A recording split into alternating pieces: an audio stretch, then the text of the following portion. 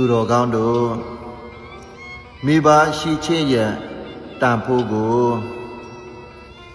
မိဘမရှိတဲ့သူတွေကပိုသိတယ်မိဘအနာနေခွဲရနေသေးရဲ့မိဘကိုပြုစု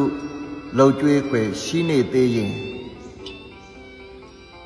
သူတော်ကောင်းဟာဘုက္ကံရှိသောသာသမီပါပဲ